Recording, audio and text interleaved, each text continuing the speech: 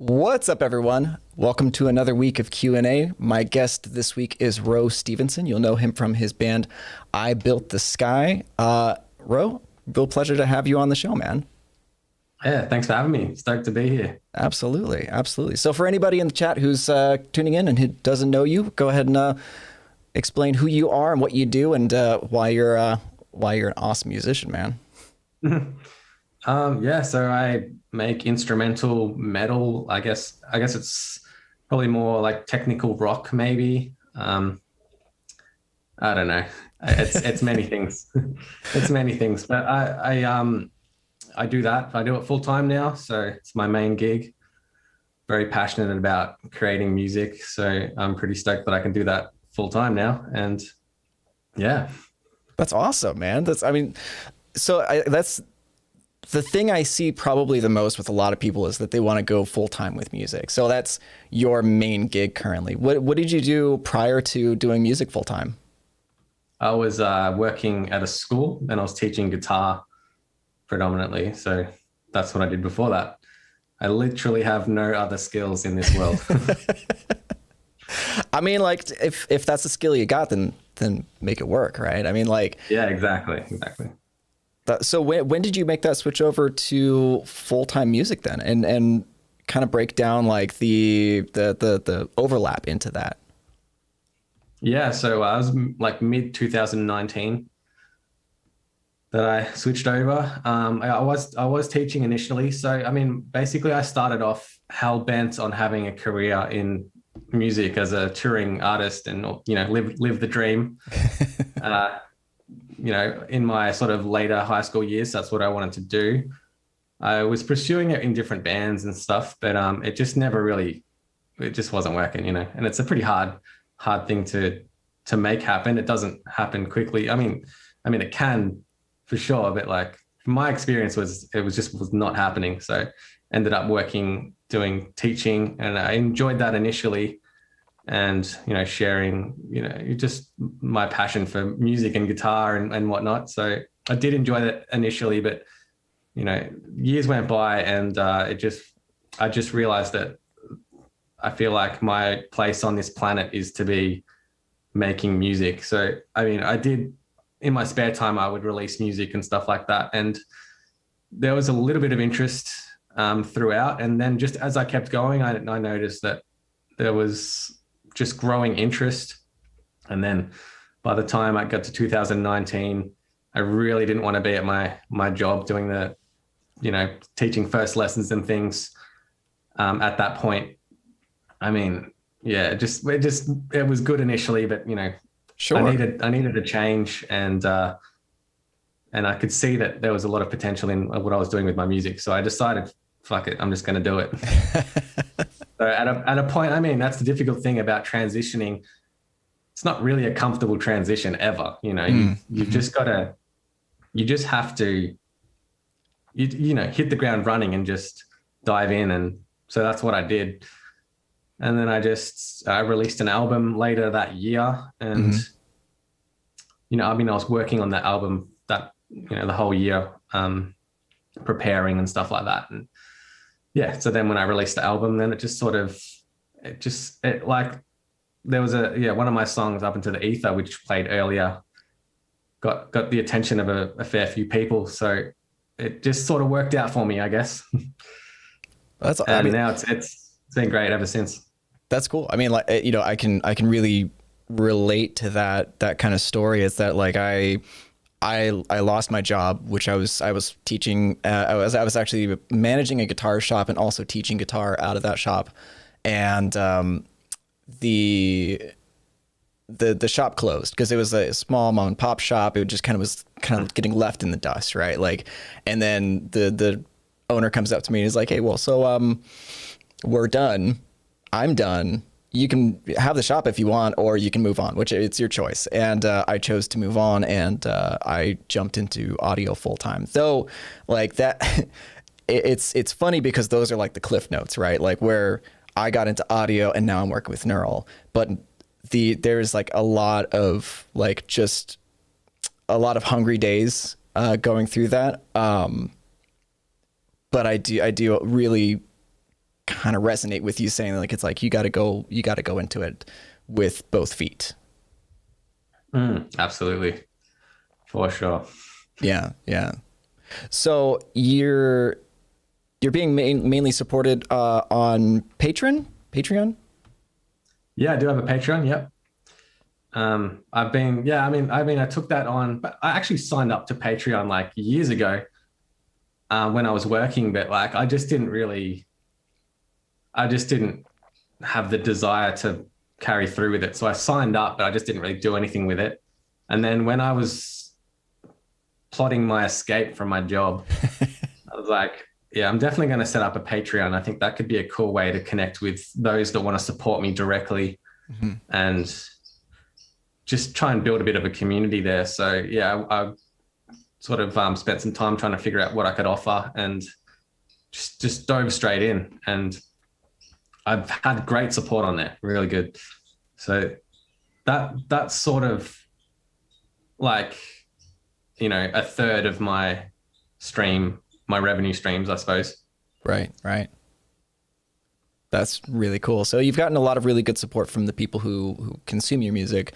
I'm curious, what has the support been like from like family or friends? Like, I know for me, when I was younger, growing up and wanting to do music, that was like a thing that my dad just could not really relate to. Like he is the American dream. He went to college, got a degree, has a house, wife, 3 kids, so like he has the white picket fence and all that. And that was his dream, but it wasn't mine. And that took a long time to kind of like turn him to becoming more of a supporter from me. So I'm curious if you've had, that kind of support or lack of support from the people around you doing what you're doing. Yeah, I've definitely had support. So they knew I was crazy passionate about music and guitar.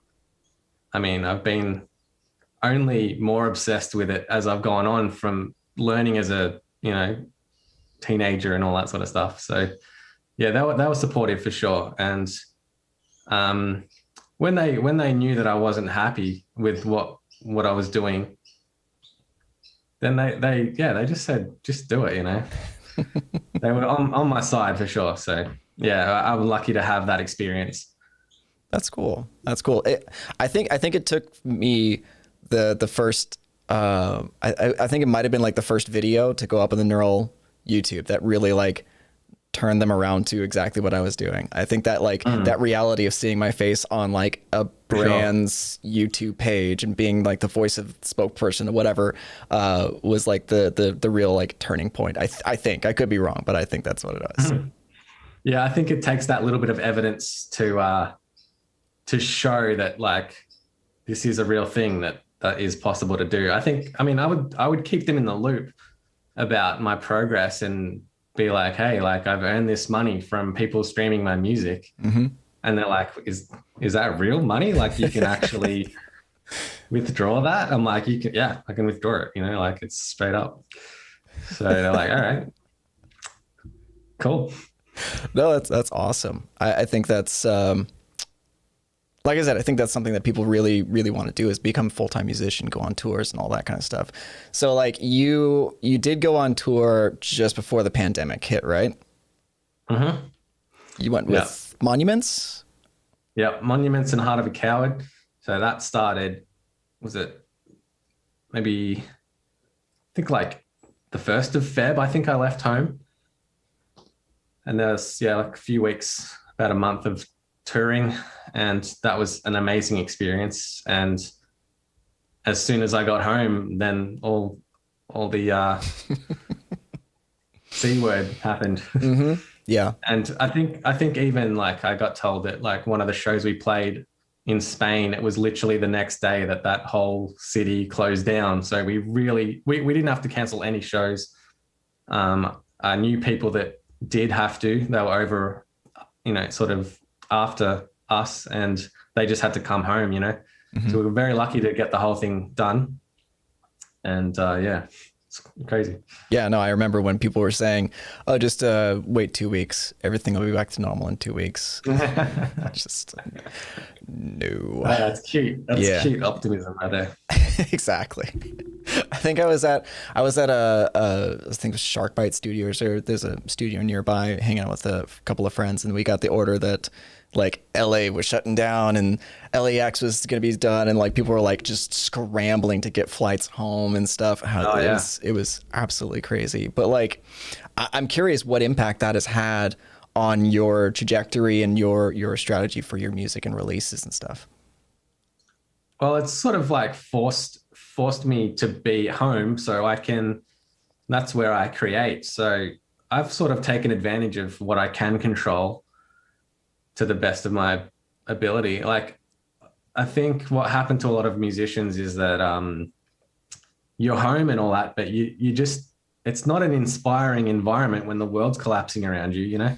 So it's not really, you would think that from the outside, oh, well, you're home, so why don't you just make heaps of music and do all that stuff? But can be a bit challenging when there's so much craziness going on. But I just tried my best to be productive and write music and just do what I can. And that's sort of where I'm at now. It's just trying to create music and release music, because I guess that's like the biggest part of my income source as well. So yeah, I just put my head down as much as I could. Mm-hmm. So yeah, because you're working on an acoustic album, right? Yeah. That's cool. So that's cool. Yeah. So are you doing all the recording yourself at home, or are you going to a studio? What's that process look like? I just rented out an Airbnb. My house is like close to a road, so any acoustic recordings is quite difficult to do without having like motorbikes in my recording and stuff. So yeah, I just booked an Airbnb that was like in the middle of nowhere for like a week and just tracked everything there. And now I've got all the recordings. I'm just in the process of building it up and trying to figure out how to mix it and stuff. Yeah, it was really cool because it was in a gap of lockdown, so we were free for a few weeks, and I was able to get away and make that happen. It was a really awesome experience. That's really cool. That's very, very cool. So you did all the recording yourself when you do that? I brought a friend to do all the engineering. Oh, killer. And and another friend to like document the process and stuff. So yeah, it was really cool. And the house we had was awesome. It was like this really interesting house, and yeah, it was a good experience. Out in the middle of nowhere. I feel that. Yeah, I just did some stuff with Spirit Box. I mentioned before the live stream, out in the middle of nowhere in Pioneer Town, California, which was great. They're all done with that right now. Like they finished up weeks ago. Which is why I can like kind of mention that. But it's like middle of nowhere ranch, and it was just like I don't know if you felt the same, but they sort of did that just to kind of isolate themselves as well, just from other distractions, get themselves out of their own like routines and familiar environments. Yeah, I think it can be a way to just keep things fresh for you, as a creative person. Break out of your own little studio and you just feel more inspired and hopefully get better results. Mm-hmm, mm-hmm. I mean, do you have like, because I find a fairly regular question that we get on these Q&As is about writer's block, inspiration versus motivation and routines. Like, is that like, do you find yourself sticking to more of like routines just to get the job done, or do you wait for like inspiration and that sort of thing? Well, it depends on the task. If I'm writing for me, which is 99.9% of the time, I basically I don't force myself. I don't feel like I get good results if I'm not there willingly. Mm-hmm. So I wait it out. And I've done this since I started. Like, if I'm not feeling it, I don't put myself in the studio. I'll do just anything else. Mm-hmm. And I feel like when I do have that inspiration and motivation, I get a lot done, So I never force it, and I never stress out about it. If I'm in the mood, and I mean, what generally happens is I'll be in the mood to create, and then I'm trying to create, and nothing is worth anything that I'm coming up with, and it gets frustrating and stuff. But that's just sort of normal. Sure. So I feel like I tell people that ask me this, don't give it a name. Don't call it writer's block. Don't say that you've got writer's block, because that's like mentally you're telling yourself I have an issue. I don't think that's going to help you at all. So I would just say, for me personally, just keep it fun. When it's fun, that's when you get great results. And don't stress out if it's not working. Like, it's just part of the process. And even if you don't feel inspired or motivated, I feel like that's very normal as well. I'm not 100% motivated, and I go weeks without touching a guitar sometimes, and it's just what life is. And then when I do pick it up, and I'm like, I feel like you kind of need those times to get the other times, So that's been my approach, and it's worked great for me. That's awesome. No, that's. I mean, I think that's really, really great advice, especially with the idea of like making manifest the idea of writer's block. Like, to sit down and say like, oh, I have writer's block today. Like, that's just going to kind of cement that in your mind, and also like kind of just make it more and more true. For me, definitely the writer's block can be there. But I find that getting frustrated over it really is about the worst thing that could possibly happen. So like, for those people who are like maybe on a deadline or trying to like, create content for a channel or something like that, never get upset when you can't think of something brilliant. Just write what you're feeling. Just continue noodling on things. You'll eventually come across something that you might eventually like.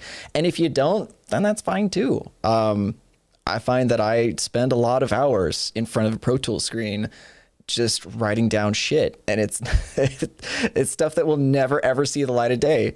But eventually, as you said, Ro, like, you have to have those moments to get to those good bits. Yeah, and it just makes it so much more satisfying when you know that you've tried all these angles and nothing worked, and then you just hit on that one melody or something, and from that you've made a section of music, and then from that you've made a whole song.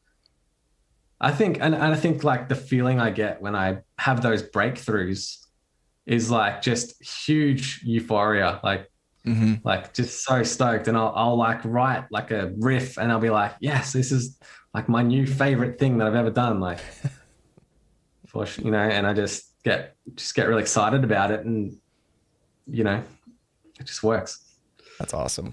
Yeah. I mean, you're writing quite a bit right now though, right? So like, you have a new EP coming out with Jake Howsam.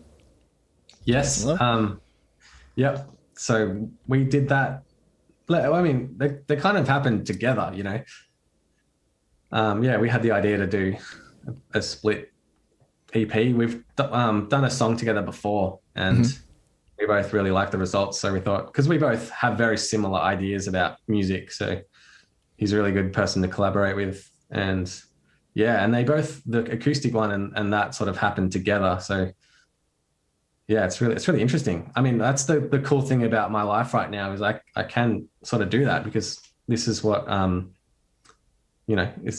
that's my bread and butter, is making music and releasing music. So it's really fun. No, it's a beautiful and inspiring thing when you can actually do those things that you're passionate about, and not only that, but also connect with an audience that really likes what you're doing. That's probably one of the best feelings in the world. Absolutely. It's crazy. Cause it's like, I mean, I do it for me, so if other people enjoy it, and it's like, wow, okay, cool. Like, that's really special. I feel very lucky and very grateful to be in this position, and I want to take full advantage of that, and just make music and make the best music I possibly can. So I feel like I've really landed in the right spot on this planet. Yeah, absolutely. So I'm actually kind of curious how you feel about,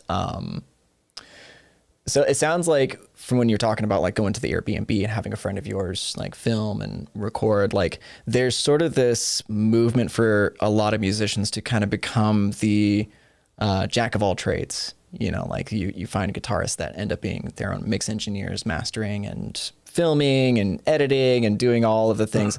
Have you also tried to kind of like kind of engulf some of those roles, or are you more trying to delegate those roles to other people currently? At the moment, I mean, I try to, I do what I know I can do good enough for what I need, you know? So I have, like, I edited a pretty crazy video that I did with some, not too long ago. And I did it more so because I really wanted to push my skills in video editing. So I decided to do some pretty crazy video editing stuff. But generally, if I can do it, I'll do it. If I feel like someone else could do this better than me, I will definitely very strongly consider taking that on. Whether maybe a few years ago, I was very like, I don't care if this is worse for it. I want to be the person that does it. Like this is what, because I want to, you know, I enjoy learning and developing my own skills. So Sure. Which that worked quite well initially, but now I want to present my, you know, music and my videos in the best possible way. So, and you know, I definitely need help. Yeah, I understand. Like there was definitely a time where I did all of the things for, you know, not only just like the neural stuff, but you know, all the other disparate projects I worked on. I did some like filming. I did some I did some film projects where it was like, yeah, I had to be the sound guy. I had to be the videographer, the director, the, you know, everything. And it's nice, as you said, it's like it's fun to learn these other techniques, these other roles, just to even get an understanding of them, and you know, then be able to communicate better with people who do that for a living. But yeah, there is a certain point where you have to like switch back over, and you know, it's like, hey, this person, I can pay you to do this, and it's going to be infinitely better if I do it the half-assed way that I can do it. Mm-hmm. Yeah, absolutely. And you know, I took a moment to think, like, if I think about all my favorite artists, they have producers and they have mix engineers and mastering engineers. Why should I feel the need to do that? Never going to get the results of these professionals who dedicate their lives to these areas. You know what I mean? Like, I feel like I do okay with the songwriting. I should focus on that, you know? Mm-hmm. And I tend to mix myself anyway, just for my own learning, and I just don't release that, or I just keep that for myself or whatever, you know? So Sure. I do like to do it anyway, but yeah, when I'm releasing stuff now, I want the best possible results. And I think switching over to that headspace is a big part of why I'm here now, you know? Yeah. Specialization, like make sure that you're doing the exact thing that you are meant to be doing. Like there's, you know, it's like I can edit a video together, but the reason why the past, I think 6 weeks of neural videos have looked so much better is because I'm not doing it anymore. Like that's it's just truth. We got a new guy who's doing it, and it's just infinitely better than I could do it. The excuse me. Speaking of the artists that you kind of like look up to, or maybe want to like, who are some artists that you look up to and want to try and like emulate with the content that you're making? Not necessarily maybe even just the music, but like you look at like video content is, I think, to me, becoming more and more relevant, and you know, artists putting out content on a at least semi-regular basis for their fans has been really, really important in engaging the audience and building a community. And I'm wondering if there's like people that you are specifically looking towards to kind of emulate their style or their patterns. Yes and no. Like, I mean, for the longest time, I've had lots of like musical heroes and stuff that obviously influence what I do and all that sort of stuff. But right now, I'm actually trying to make a really conscious effort to sort of go a different direction and sort of carve my own space as best I can. I mean, I'm still using the common elements like a guitar and whatnot. So you can only do so much without going too crazy. But yeah, I'm trying to make a conscious effort to sort of split off somehow. But it's early days, you know.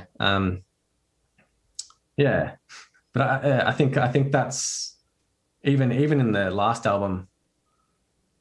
I'm trying to get the best out of me, you know. I think for videos and stuff, I'm definitely looking at different artists and things, and just seeing what's really cool about what they do for their like video clips and stuff like that, and trying to incorporate a sort of just ideas and that sort of thing. Like there's this artist called Oliver Tree. This might sound really, really random, but he does this amazing videos. They just look so insane.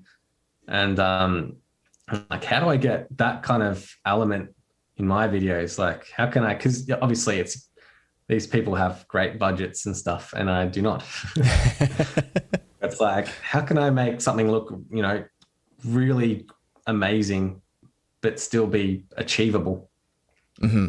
And yeah, it's a fun challenge working with like,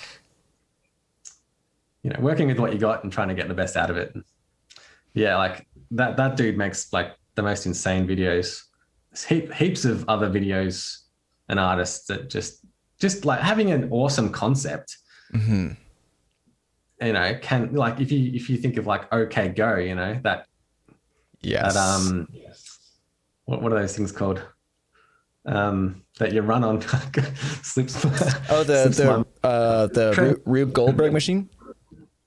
I was thinking of the treadmills. You know that treadmill? Oh video yes. That was a good one. It just makes you think like that. That's like, you don't need a huge budget to make that happen. You just need to like hire treadmills and that's it, you know? So like a really cool concept can be the big feature of the video. So I'm trying to figure out how I can make a cool video with cool concepts. And yeah, I guess some of those artists like Oliver Tree kind of inspire that idea. Sure. That's a really great, that's a really great point. Something I kind of want to lift out of that is the idea of just experimenting, trying to emulate what other people are doing. I mean, like, you don't have to have the same gear. Like, I mean, I know a ton of people who, you know, follow like Peter McKinnon or Matty Hapoya, like all of these big YouTubers, and buy like the same thing that they have. Like they look down the lists of gear and whatnot, and it's like, okay, we gotta make this video doing this, that, and the other. And it's like they don't really understand the purpose of some of these tools, which is, I think, really, really important, and where the experimentation comes in. And, you know, because there's things that I've bought for my own setup I've never used. I've maybe used once and went, it's not exactly what I needed. And you know, experimenting with what you have, learning your tools as best you can before, you know, growing outwards. I mean, I think that's one reason, like, my mixing style has simplified significantly since I first started out. Like when I first started mixing, I overcooked the fuck out of all of my tracks. It was just really bad. And you know, now I'm like, okay, I have my amplifiers. I have like a couple of simple EQs, some like, you know, compressors that I like. I use maybe 5% of the plugins that I have total, and I have like a library. But no, I think that's a really, really important thing to kind of pull from that. 100%, absolutely, for sure. Yeah, I mean, I think you know, option paralysis. You know, if you got you owned every amp in the world, how do you choose what one to use? Like, I think it's cool to just sort of, simplify your process and focus on the content and you can get a lot out of that and often help you to create. Mm-hmm. I think that's why most of my music is just a distorted guitar, drums and bass when you think about it. Very, very few effects, maybe delay. That's about it, and then I sort of focus on the layering and the riff and the notes, Mm-hmm. not trying to make some crazy sounds too much, I'm just focusing on that element, and that's works for me. Yeah, I love the track that went up on the Neural page yesterday. I think you called it Rage Against Gojira or something like that. Yeah. The strat, it was great. It was really good. Like, it was like that progressive rock meets that like Southern groove kind of bluesy style. I really loved it. Oh yeah. I had a lot of fun coming up with that. Nice. Initially when I got the plugin, I just sort of, all right, well, let's get a nice distorted sound and just sort of do what I do.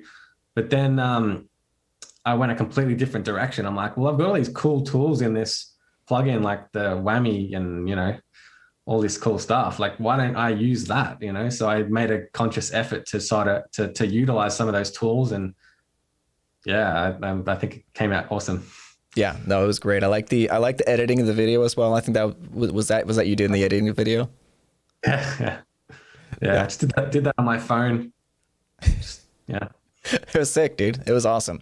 I think at the same time, we're kind of talking about like people who have big productions and big, like, good quality videos. And I think there's like a double-edged sword when it comes to like video quality, where, it's like you can have a bad quality video with good, like, quality content, but you can't have bad quality content with good video. Like, it just doesn't work the other way around. It really doesn't.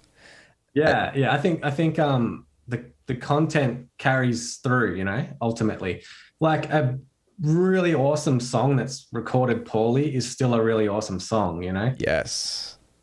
And I've actually heard the other, like, amazingly produced bad songs, and it's like, I think on the surface, as a listener, it's sort of, I mean, it helps, right? But when you really think about the song, it's like, okay, yeah, there's really not much going on with this song. It's like, yeah. So I much prefer a good song or a good concept in a video. And I mean, you want to get the best quality productions you can, but yeah, I think it's much more important to focus on the actual content.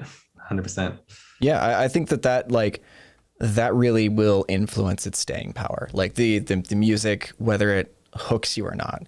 It's like I find myself more often than not going to, albums like From Mars to Sirius and listening to some of those tracks, and it's like they're not the best mixed tracks. Like, I mean, obviously they're studio mix quality like rose exponentially like the following albums, but I still go back to that one because it has my favorite tracks and it still has my favorite hooks, songs, melodies, all of those sorts of things.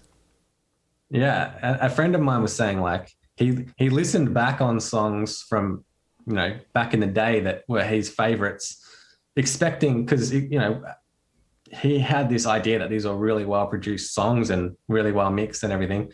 But then when he listened to them, it's like, man, these mixes are terrible. Like, like in his head, they were so much more advanced, but it's just interesting. I look back on my catalog too and just think like, oh, man, I feel like, well, having my brain now, I'm like, man, I feel like I could have, what can you do? You're never going to have that insight, well into the future. But yeah, I think that's a good, like, it's a good measuring stick, honestly. Like because I used to be really critical of past works, and I still listen occasionally on. I think it was like a week or two ago. I listened to the first song that I ever recorded of my own.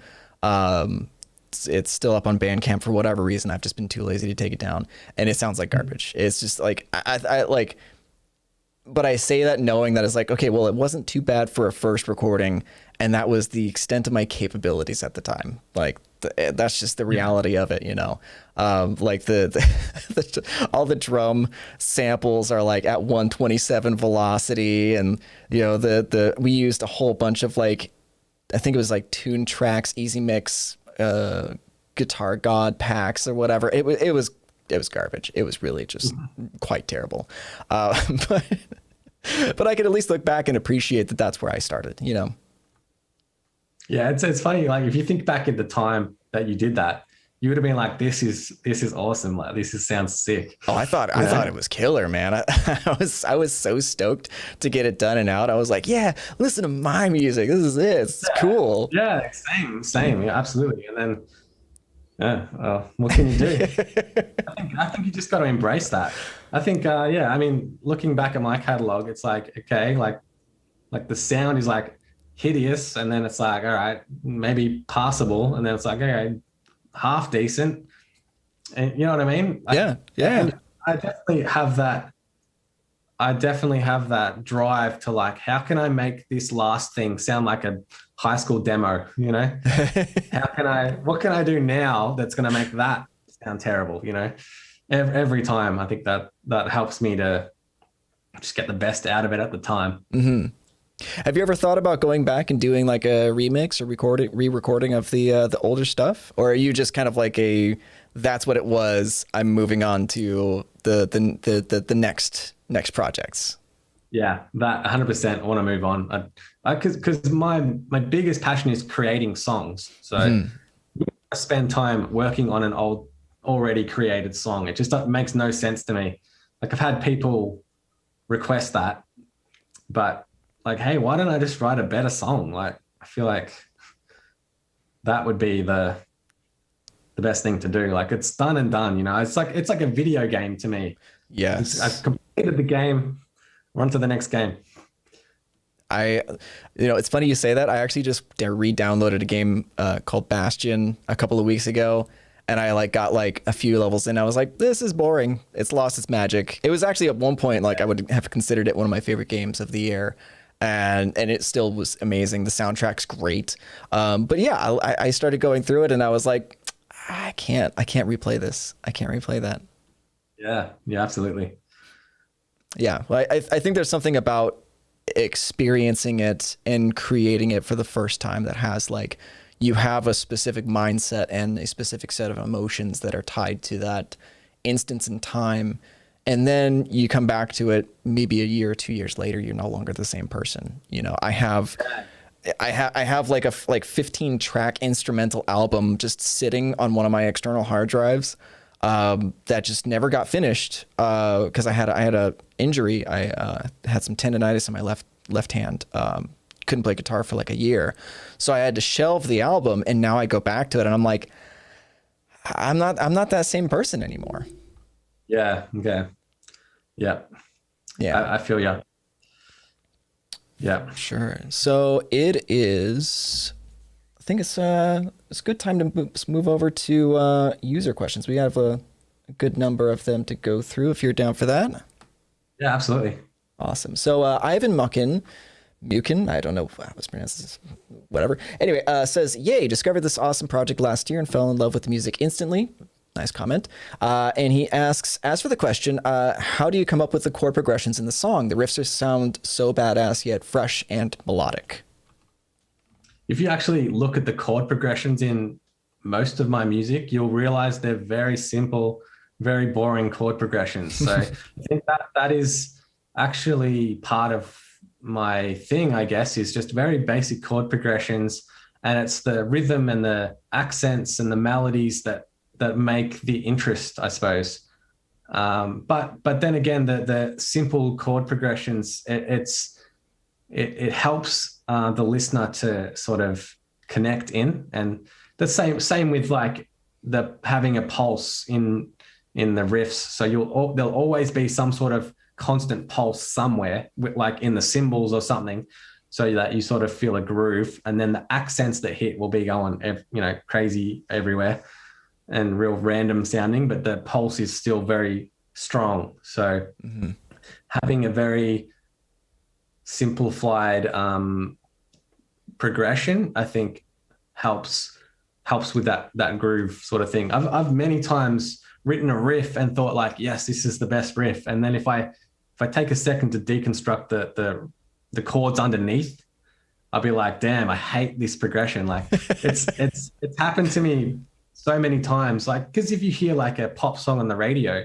and you hear those progressions that they give you time and time again, it's just like, oh, please, why do we get this progression again? But I guess I'm guilty. I have done that myself, but it's because the focus is on the other elements that sort of somehow kind of works. Right. It's that. I mean, that's a really great explanation of it. I mean, like that. I find that that's a flaw in my own thinking at times when I try to come up with something grandiose.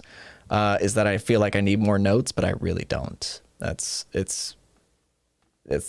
really good explanation of that. Sweet. So Joe McCandless asks, so he says, maybe get his thoughts on metal vocals. I tend to be drawn to instrumentals because I'm just not a fan of the growls or scream stuff, especially when it is the entire song. There are exceptions like Spirit Box, as we talked about before, which have a nice mix of really great vocals and intense screams. So I guess, would he ever consider adding a full-time vocalist to the mix? I like to experiment with that, and I did that on my last single with Andy from Monuments, and I thought the results were great and I really enjoyed it. But for me, that's the challenge, is how do I make a good song, vocals or no vocals, you know? Sure. So having instrumental music is just a fun thing because of the challenge of it. And I just like having that mysterious sort of humanless element, I suppose. When you put a human in there, it just sort of stamps that in there, that there's someone maybe, you know, telling a story or something like that, which is, you know, I don't not like that, but it's just for my own personal creating, the challenge of making a cool song, regardless of whether it's got vocals or not, is my thing, you know. So I'll definitely experiment with it here and there, and I'm hoping to do another song with Andy at some point, but I'll never have a full-time vocalist. The other reason being that I just logistically can't, because I can't really have another member. It just means so many variables come with that. I need to have 100% control, all that sort of stuff. So there's a bit of logistics in there as well, but yeah, I'd love to experiment with vocalists, just one-offs and things like that. Okay, that's totally fair. I mean, especially like because it's your project, it's your music, so your vision is ultimately what's going to be fulfilled in it. So vocals are not. Basically, I don't want anyone else stealing my thunder. That's the truth. Awesome. Honestly, and Andy is such a Monuments vocalist is so good that I could definitely say, like, especially I don't know how you feel about like vocals and metal as well, but I'm definitely leaning more towards cleaner vocals as of late. You know, like when I first got into like Lamb of God, Opeth, Strapping Young Lad, like 2005 or so, like with the new American death metal or whatever, like all those kind of bands. Like it was something new and interesting and unique. But I feel like it's definitely to a degree lost that sentiment, especially with bands that only do just straight, guttural vocals, which is like, when you have a vocalist that's really dynamic, can sing, can do the highs, the lows, yelling, barking, whatever, like it's really, really cool to have that sort of dynamics. But like, I get a little bit bored at times with a band who's just has the same staccato, growly kind of vocals. So I don't know how you feel about them as well. Yeah, I do feel similar for sure. But I guess there's some moments that I just want to listen to Meshuggah. Oh yeah. On full, and it just depends on my mood. So I love really abrasive vocals and crazy hectic metal, but probably less than the other sort of more ambient, easy to digest, sort of fun, uplifting stuff. But I definitely go through moments of like just listening to the most doomish, heavy stuff. Get that like Doom 2016 vibe. Yeah. That was my workout playlist for a very, very long time. I can relate. Epic Guy asks, what was the inspiration behind the song Up Into the Ether? The dynamics of that song are fantastic. And if you want, he also asks a second question. If you could collab with anyone, who would you want to work with? Yeah, cool. So the inspiration for that song, I mean, it's just trying to make something that feels like there's some emotional substance to it, and just trying to create a piece that has moments that has some sort of movement, like there's like a peak and there's lows and highs, and sort of takes you on a journey. But I'm not thinking of some story or something like that. I'm just trying to create that sound overall, something that you want to listen to the whole thing, because there's like things that change and all that sort of stuff. So that just kind of, I don't know, that song just kind of worked out. I can't say I did anything special other than just tried to make something cool. And just pay attention to the way the emotion of it feels. I think that's something that I'll definitely gravitate towards, like something that gives me a feeling. So if it's aggressive, I want to like feel like I want to air punch the room, or something emotional that really connects and just hits me in the feels, or something that's just have this uplifting vibe. It just sounds fun and it just makes you like feel happy. I definitely try consciously to get some emotional feelings out of the song. So that's basically the extent of that. And if I could collab with anyone, maybe like Dave Grohl. Oh, that'd be sick. Why not? I'll get him on drums, I reckon. And I'm sure he could make something cool. I mean, it's possible. I mean, Dave Grohl's okay. He's cool, whatever. Someone out there that's got to know Dave and know me, surely somewhere, and we can make this happen. If you're out there, if you know Dave Grohl, send him something of mine and give me a call. Done. Let's see.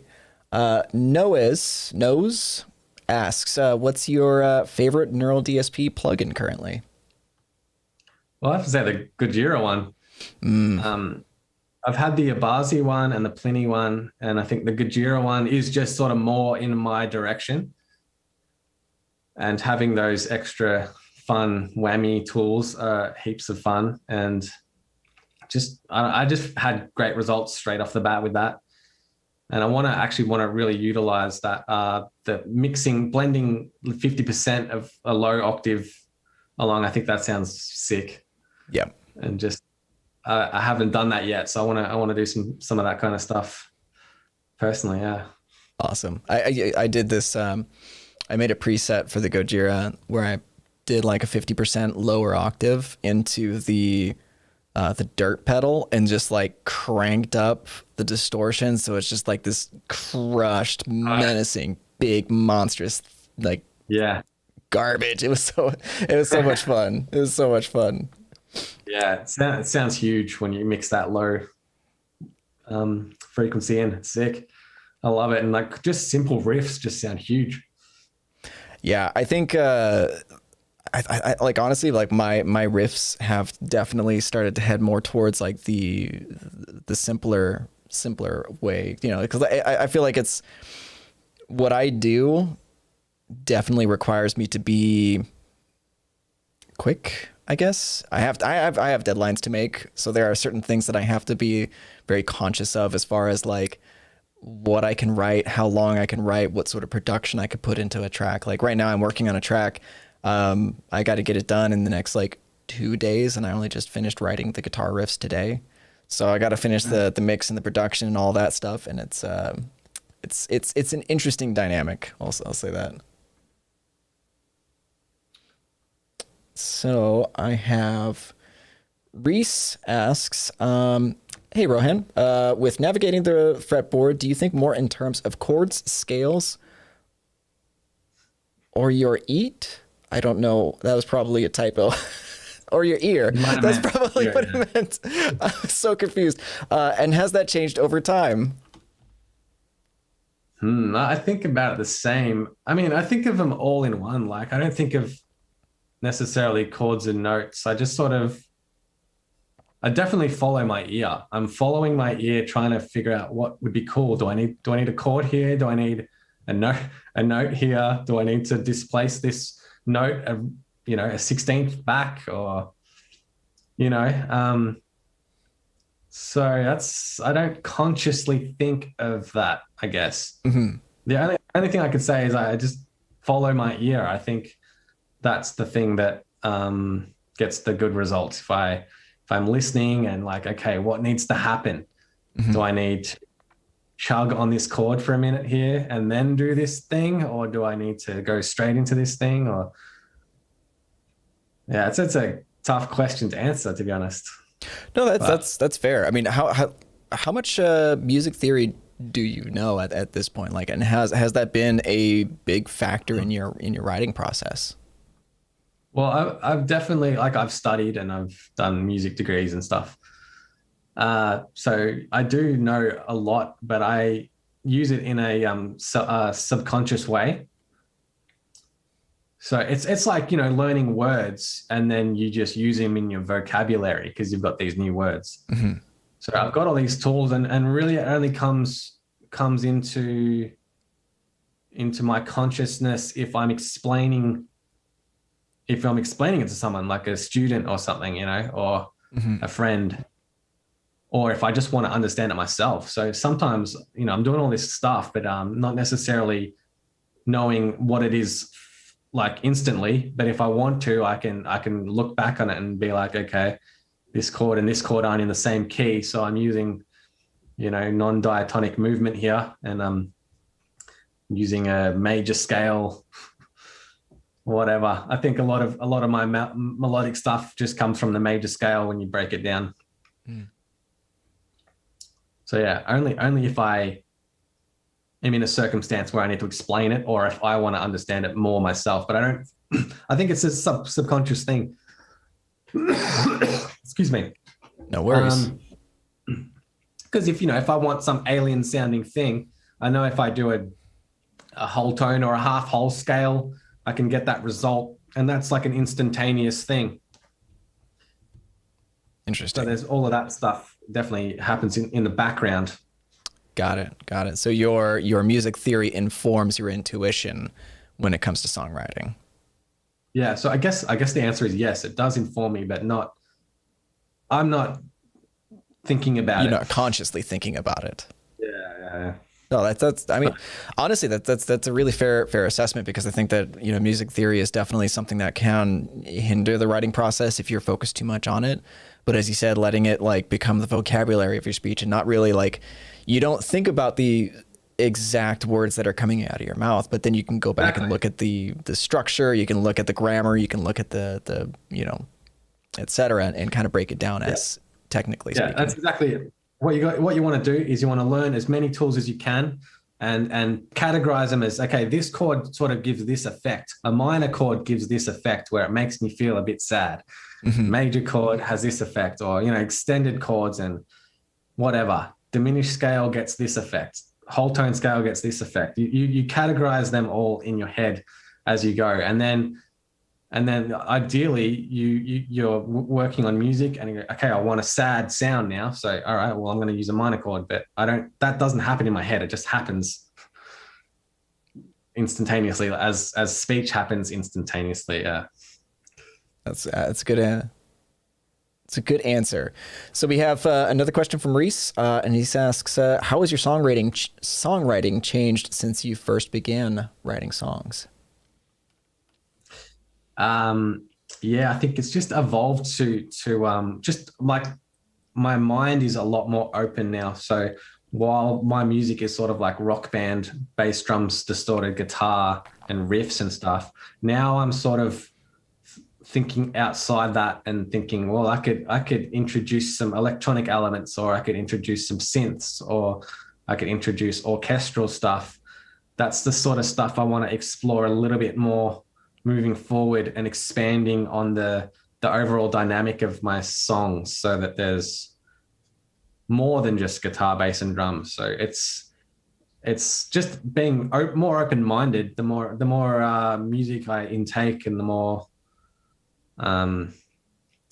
just the more open my brain gets, the more I can spend time on developing a synth line and incorporating that in somewhere. So yeah, just expanding things in that regard, I suppose. But I guess the core of it is, rock band with cool riffs, I suppose. Right. I mean, like that's such a huge thing, is being open-minded to newer sources. I mean, like until Doom 2016, I really never put synths in any of my music. Like it wasn't until I listened to the Doom soundtrack while I was playing the video game that I was just like, holy shit, how do I do that? Yeah. Like what's the magic word? Like, oh, yeah. Yeah, that's exactly it. I mean, that was like Bulb to me early on. Oh yeah. Discovering Bulb and seeing that you can do this stuff on your own from home.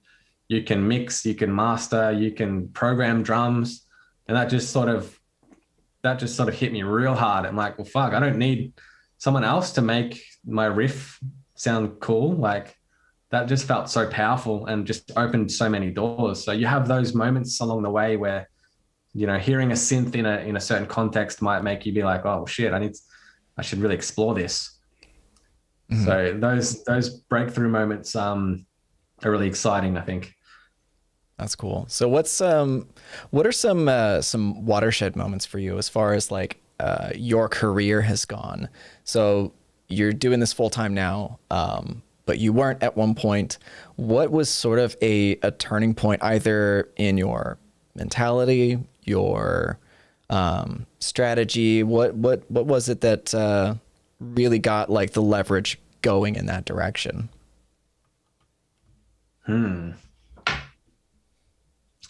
I guess just seeing that there was people out there interested in what I was doing made me realize like, oh, okay.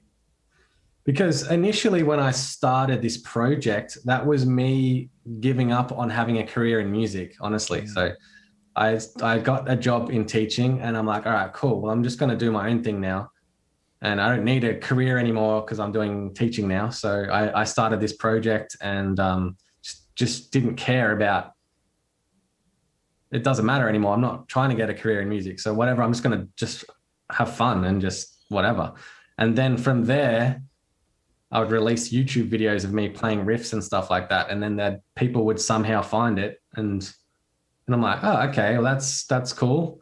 And it definitely feels good to have people that enjoy what you do. So it's like, oh, cool. All right, well, I'll keep doing this, and I'll keep sharing it with people. And I think just being able to release an album initially was a huge achievement for me, because when I was playing in bands, it just never got to that stage. So when I decided to do my own thing, that was my mission. I have to make an album. I always wanted to have that moment where I could hold the CD and be like, I made this album, So I unfortunately never quite got there with the projects prior, but that was the main focus. And then releasing that and having people start to pay attention to it, I think that's the biggest thing. Mm-hmm. And then it just grows every time. So then you release the next album, and you've got all these people that are interested in what you're doing. So then that happens, and then it grows and grows, and hopefully keeps growing. That's awesome. So what are some projects that people can look forward to coming out from you and I Built the Sky? So the next thing that will come out is likely the acoustic album.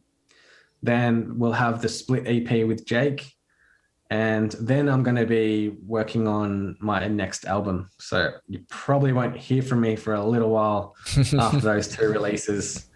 But hopefully that'll give you something to listen to for the time being. Awesome, man. No, I'm honestly sincerely looking forward to them. I think it's one of the perks of doing what I do is that it's like I get to go listen to music for research, like I get to find these new bands so that way I can like talk with them and have conversation. I get to share their music. I get to learn what they're doing. No, I feel like that's I'm looking forward to the projects you're coming out with, and when they do end up coming out, I want to get you back on the show as well. Oh, sweet, absolutely. Yeah, man. Love to. So cool.